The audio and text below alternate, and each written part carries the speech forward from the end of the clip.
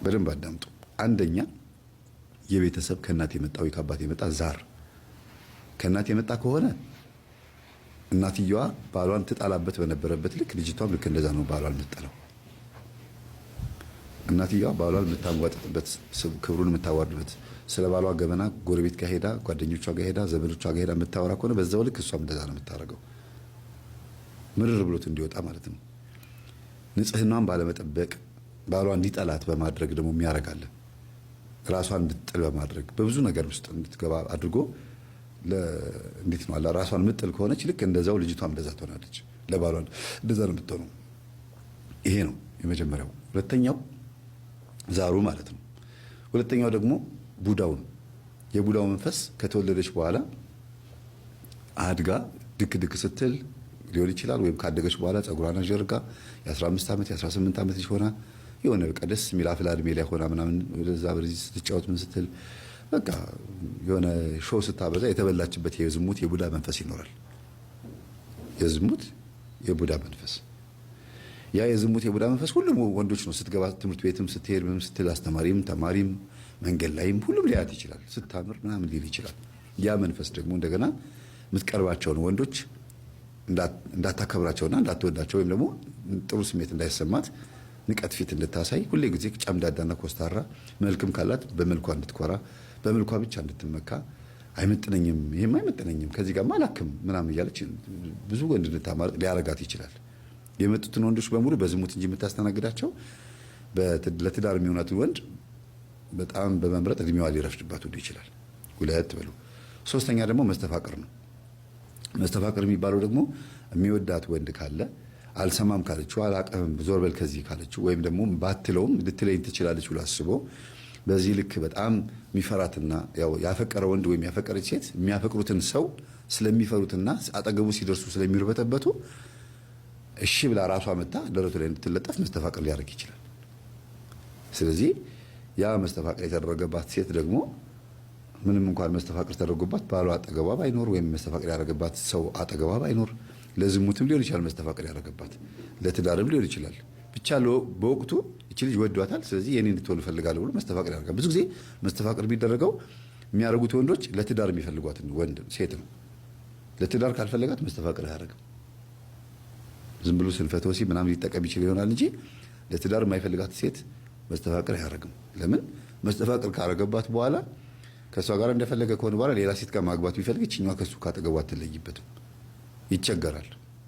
ስለዚህ ደግሞ ሊያጣት የማይፈልጋት ሴት ላይ ነው እንደዚህ የሚያደርገውና ሶስተኛ ላይ ይሄ የመስተፋቅር መንፈስ ደግሞ እሷ ላይ ካለ ያደረገባት ሰው ካለ የዛ ሰው መንፈስ አብራት ትዳር ሲገባ የዛ ሰው መንፈስ ነው ከሷ ጋር የሚያድረው የሚገናኛት። ይሄ ባለቤቷ እንድጠላ የሚያረጋትም ይሄው መንፈስ ነው ማለት ነው። እና መኪና ውስጥ ቁጭ ብለው መሸ። ከምሽቱ 3 ሰዓት ተኩል ሆነ። አራት ግቡ ምትዬ ግቡ እንጂ ምናምን በስተለሽ ጊዜ ቡና እኮ አፍልቻለሁ አዘጋጅቻለሁ ጊዜ ቡና ልጠጣ ብለሽ ነው አላት። እኔ እኮ ቡና አልጠጣም እኮ ትዬ ትጠጣለች። አይ እኔም ቡና ትቻለሁ በቃ አልፈልግም፣ ከዚህ ሰዓት ጀምሮ ደግሞ ቡና አልጠጣም፣ የእናቴ ኮተት አልጠቀመኝም አለቻት። መስኮቱን ዝቅ አድርጋ ኧረ ደስ ብሎኛል ሁለታችሁ እንደዚህ ሆናችሁ በማየት። እሺ ቤት ግቡና እስቲ ቁጭ በሉ አለቻቸው። እሺ እንመጣለን ሂጂ ግቢ። ከዛ ልጆቹ በጣም ረብሸዋል። ሲረብሹ መኪና ውስጥ መጥተው ከኋላ ወንበር ተቀመጡ። ልጆቹ መጥተው ሲቀመጡ መጥተው ሲንጠላጠሉባቸው ዝም ጸጥ ብለው ተቀመጡ። በቃ ሁለቱ ቃላት አንዳንድ ጊዜ ሐሳብን በደንብ አይገልጽም። ዝምታ በራሱ ቋንቋ ነው ይባላል እና ዝምታዋ ድርጊት ደግሞ አለው። ዝምም ብላለች እንደገናም ደግሞ እንግባ እስኪላት እንውረድ በቃ እሺ ቤት ከሰር እንሂድ ምናምን አለ አይደል? እሱ የሚለውን ነው የምትሰማው። እንደ ሚስት መሆን ትፈልጊያለሽ አላት። አዎ። እንዴት ነው እንደ ሚስት መሆን የምትፈልጊው እስቲ ንገረኝ አላት። አንተ ንገረኝ፣ ከዚህ በኋላ አንተ የምትነግረኝ ነገር እሰማለሁ አለችው። ሁሉ ነገር ታከብሪያለሽ፣ ምልሽ ነገር ታደርጊያለሽ? አዎ። በመጀመሪያ አሁን ገብተን አብረን ጸሎት እንጸልያለን። ከዛ በኋላ ነገ ጠዋት ተነስተን ጸበል እንጠመቃለን፣ አብረን የምንጠመቀው። ከዛ በኋላ ደግሞ ንስሐ እንገባለን። ከዛ በኋላ ትቆርቢያለሽ አላት። አንተ ትቆርባለህ አይደል አለችው። እኔ እየቆረብኩኝ ነው ይፈቀዳል ግን አለችው። አይ ለንስሐ አባቴ በደንብ አስረድቻቸው አንቺንም በደንብ ስለሚያቆሽ አይ በዚህ ሁኔታዋ አብራችሁ ማተኙ አልጋም ከለያችሁ እኔ ኃላፊነቱን ወስዳለሁ። ቁረብ፣ ያንተ ቻይነት፣ ያንተ ትግስተኛነት፣ ያንተ መቁረብ ሚስትህን ልቧን ሊቀይረው ይችላል ብለውኝ ነው ብሎ ሲላት ዞር ብላየችውና የእሳቸውም ጸሎት ነው የረዳኝ ማለት ነው። የእሳቸውም ንግግር ነው የረዳኝ ማለት ነው እንጂ እንደዚህማ በአንድ ጊዜማ እንዴት እንደተገለበጥኩ እኔ ራሴ ግርም ብሎኛል። በቃ ልጅቷ በጣም ዲሰንት ሆና ቀስ ብላ ነው የምታወራው። የሆነ ሰዓት ላይ ሪከርድ ማድረግ ጀምሯል እና 0940 39 66 68 የቴሌግራም ቁጥሬ ላይ ቮይሱን ልኮልኛል። እግዚአብሔር በእኔ ቤት ዛሬ ገብቷል። ቅዱስ ገብርኤል የሚጠብቃት ቅዱስ ገብርኤል ስራ ሰርቶልኛል። የኔ መድኃኔዓለም የኔ ድንግል ማርያም ስራ ሰርታለች እና በጣም ደስ ብሎኛል። መምህር ከዚህ በኋላ ባይሳካ እንኳን ጸሎት ምን ያህል ጥቅም እንዳለው በተወሰነ ደቂቃ ውስጥ አይቻለሁ እና ባለቤቴን በእጄ መልሶልኛል። ልክ አንተ ባሌን በእጄ መልስልኝ ብላ ጸልያ ባሏን በእጇ መለሰላት ብለህ የዛሬ 5 ዓመት 6 ዓመት እንደለቀቀው ገጠመኝ አሁንም ባለቤቴን እመቤቴ በእጄ መልሳልኛለች። አሁን የኔ ተገዢ ናት፣ በእኔ ስር ናት ያለችው፣ እኔም ብላትን ነው የምትሰማው ምናምን ብሎ ጽፏል። ከዛ ወረዱ፣ ከመኪና ወርደው ቤት ገብተው እራት ቀረበ። በስማም ብሎ እንዳባወራ ለመጀመሪያ ጊዜ ባርኮ በሉ። ለመጀመሪያ ጊዜ የሚገርማችሁ የማት ጸቡ ከመጣ በኋላ ገና የተጋቡ ሰሞን ላይ ልጅ ሳይወልዱ በፊት ነው አብረው እንደዛ የሚበሉት የነበረው። አሁን ከልጆቻቸው ጋር ሰብሰብ ብሎ ሰራተኛዋ ራሱ ነው ቅረቢ ተብላ ሰራተኛዋ መታቀርባ ገበታውን ለስንት ከበቡት ማለት ነው? ለ5 ለመጀመሪያ ጊዜ እያለቀሰ እንባው እንጀራ ላይ እየተንጠባጠበ በላ ለመጀመሪያ ጊዜ። ከዛም እንዳለችው ታውቃላችሁ የዋህነትህ፣ የትህትና፣ የመረገጥህ፣ የባርነትህ አምላክ ነው የረዳ። እኔ ውስጥ ያለው መንፈስ ነገ የሚጋለጥ ይመስለኛል፣ የሆነ ነገር እያወራኝ ነው አለች። እንደዛማ ከሆነ ጸበል ሳትሄጂ ጸሎት ክፍል ገብተን በምንጸልየው ጸሎት ሊጋለጥ ይችላል አላት። እያወራሽ ነው አላት። አዎ ባርከሰ ሰጠኝ፣ እየሰደበህ ነው፣ ውስጤ በጣም እየተጨነቀ ነው አለችው። እና ለካ በቃ በጣም የተናደደ መንፈስ አለ፣ የእናቷ መንፈስ ማየት የማይፈልገውን ነገር እናትየዋ ማየት የማይፈልጉት ነገር አለ አይደለም? ትዳር፣ አባወራ፣ ይሄ ትሪ ላይ ተሰብስቦ መብላት ምናምን እናትየዋ ማየት አይፈልጉም አይደል? ልክ እንደዛው ነው ያው መንፈስ የእናትየዋን ስሜት አምጥቶ እሷ ላይ የጨመረባትና እጄ እየተንቀጠቀጠ ነው፣ የሆነ ነገር አጥፊ፣ የሆነ ነገር ስበር እያለኝ ነው፣ ውስጤ በጣም እየተናደድኩኝ ነውና ጎትተህ ጸሎት ክፍል ታስገባኝ እንደሆነ አስገባኝ አለችው። ሰው ሁለት እንደዚህ የሆነ ስሜት እንኳን እየተሰማው ማስተዋል ይችላል። አይገርማችሁ? የሰው ልጅ ግን ስንት መንፈስ ነው የሚያስተናግደው። ቅዱሱንም በቅዱሱ መንፈስ ታወራለች፣ እርኩሱ መንፈስ ደግሞ ሊነሳ እንደሚፈልግ እየተናገረች ነው ያለችው። ከዛ ቆይ በቃ አለና እጁን እንትን አለና አደረገና አንዳንድ ሰው እንደዚህ ያደርጋል አይደለ?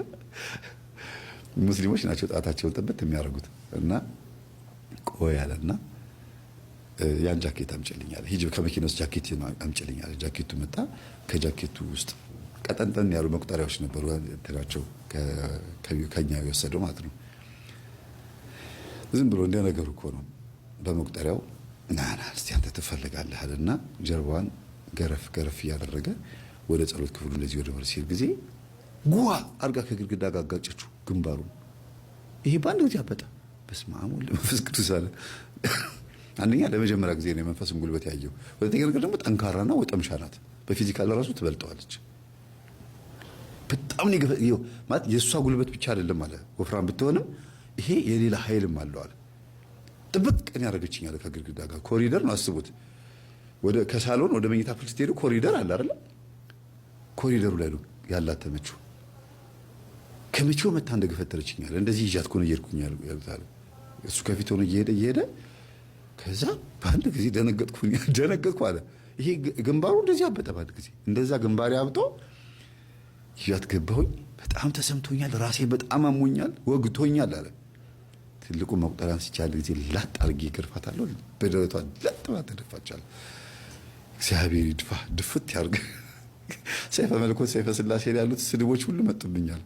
አንገቱን ይረደው፣ ይገንዘው፣ ይሰንጥቀው፣ ያወራርደው ምናምን ይለው አለ አይደል? እሱን ከብቼ ጸለይኩኝ። እዛው በተኛችበት ትንፋሽ ብቻ ነው ያላት። ጆሮ አይሰማ፣ እግሯ አይንቀሳቀስ። እንደዛው ገንዟት ድርቅ ብላ እግሯ እንደተዘረጋ እጇ እንደተዘረጋ።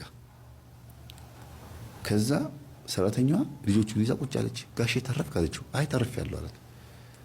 ተርፌያለሁ ግን ባረኮ እንደዚህ አብጦ ምድሮ ተርፌያለሁ፣ ይኸው በህይወት አለሁኝ፣ ችግር የለው ብሎ ይዟት የገባው ሚስትየዋል። ከዛ እዚህ ሁኛ እንጂ እኔ እዚህ ጸሎት ጸልዬ ጨርሳለሁ።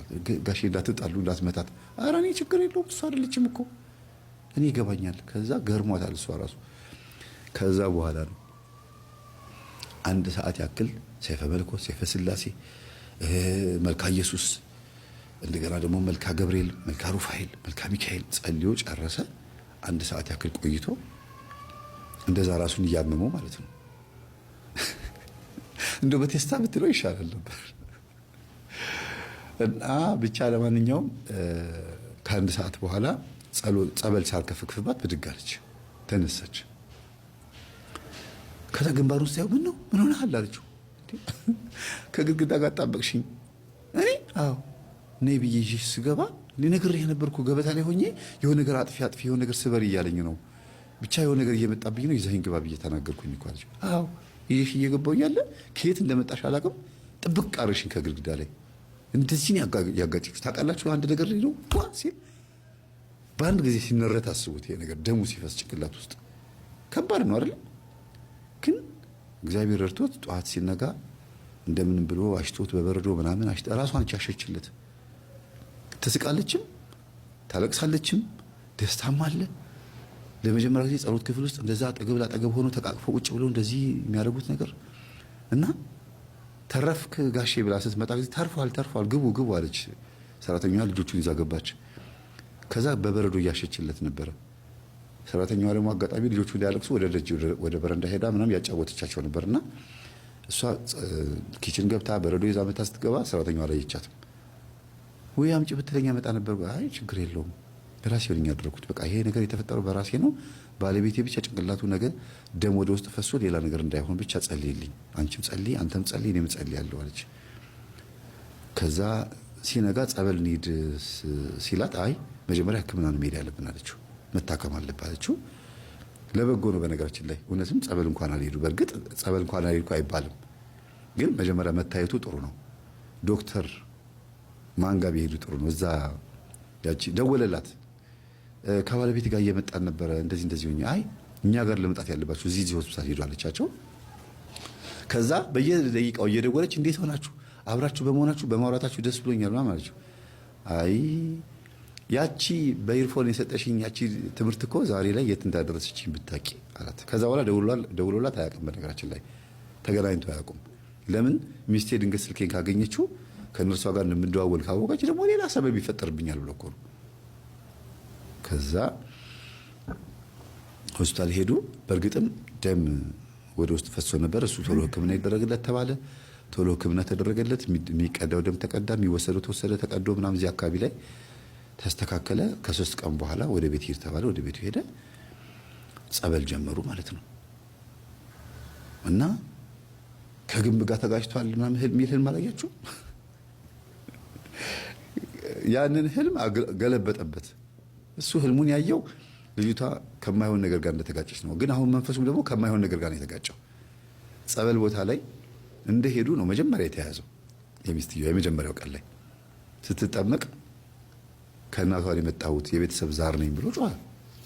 እንደገና ደግሞ ቡዳም አለሁኝ ብሎ ጮኸ። ቆንጆ ስለሆነ ጸጉሯ በጣም ረጅምና ቆንጆ ነው። በጣም ቀይ ጎልደን የሚባል ግን ቀለም አልተቀባችውም።